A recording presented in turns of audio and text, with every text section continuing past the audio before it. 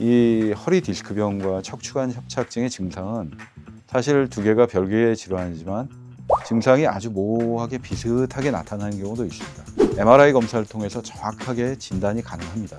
막연하게 모호한 증상을 가지고 이 병을 판단하지 마시고 정확하게 진단을 받고 그 병의 진행 정도에 따라서 그에 맞는 치료를 결정하면 됩니다.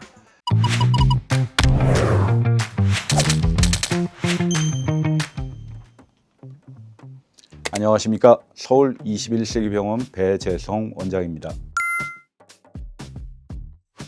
아마 허리가 아파서 병원을 찾으시는 분들 거의 대부분 허리 디스크병, 척추관 협착증에 대해서는 많이 들어보셨고 사실 우리 주변에서 가까운 가족들, 친구들, 친지분들 중에서 이 병으로 고생하시는 분들이 많이 있을 겁니다. 왜냐하면 이 척추관 협착증이나 허리 디스크병은 인간이 살아가면서 피할 수 없는 어떤 숙명적인 질환으로 이 유병률이 상당히 높은 질환들입니다. 이 척추관 협착증은 우리가 척추 내부에 신경이 지나가는 통로가 있습니다. 척추관이라고 하죠. 마치 수도관처럼 쭉 길이 열려 있어야 되는데 우리가 나이가 들어가게 되면 디스크의 변성으로 인해서 디스크가 주저앉고 주변의 뼈 조직, 인대 조직, 후 관절이 자라 들어가면서 신경 내 통로가 좁아지는 병을 척추관 협착증이라고 합니다. 대표적인 척추의 퇴행성 질환이고 허리 디스크병은 척추뼈 마디 사이에 있는 연골, 디스크 조직이 손상돼서 그 신경을 눌러가지고 허리의 통증뿐만 아니라 엉덩이 다리까지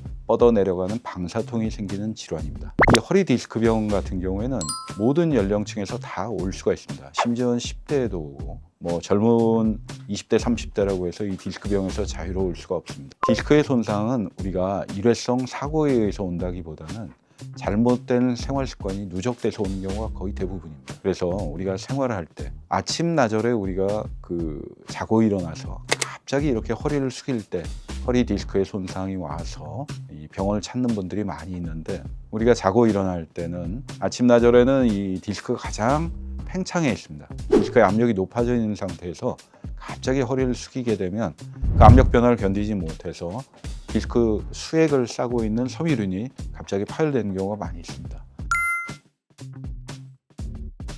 허리 디스크병이라고 하는 추간판 탈출증은 대개 증상이 급성으로 오는 경우가 많습니다.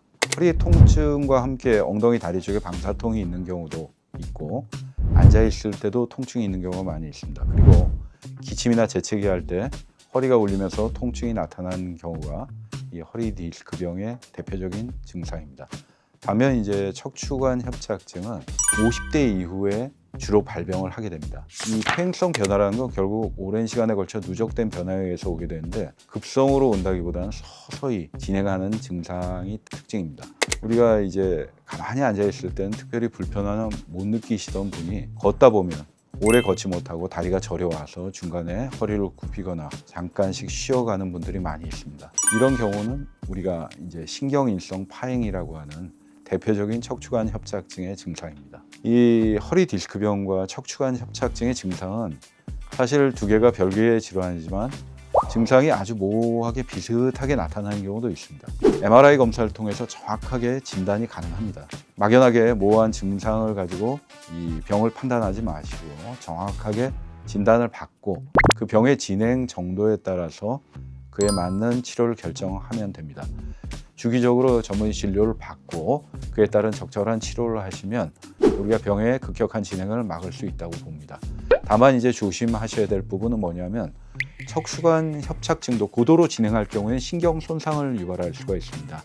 대표적으로 우리가 다리의 감각과 힘이 떨어지는 마비 증상, 또 하나 이제 대변, 소변 볼 때 감각이 저하되고 대소변 보는데 어려움이 있다면 이것은 신경 손상을 의미하는 것이기 때문에 빨리 진료를 보고 적절한 감압 치료를 받으시는 걸 권장합니다. 대표적으로 척추관 협착증이든 디스크병이든 신경 압박이 너무 심할 때는 우리가 대소변을 느끼는 감각이라든지 대소변을 조절하는 기능을 잃어버리게 됩니다. 이런 상태를 마미 증후군이라고 하는데 척추 질환 중에 가장 응급 상황이라고 보시면 됩니다. 만약에 이 손상, 이 신경의 손상이 조기에 회복되지 못할 경우에는 영구적인 장애로 이어질 수가 있기 때문에 지금 말씀드린 대소변 조절 기능에 장애가 있다, 어떤 이상이 있다고 할 때는 바로 병원을 찾으셔야 됩니다. 허리 디스크병과 척추관 협착증은 우리가 경험할 수 있는 가장 흔한 척추 질환입니다.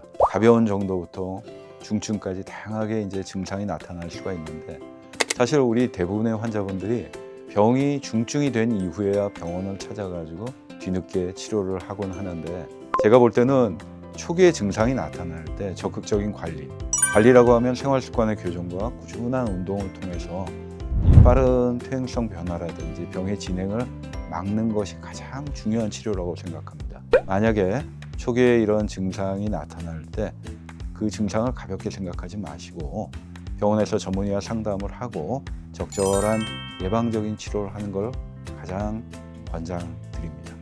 지금까지 서울 21세기병원 배재성 원장이었습니다.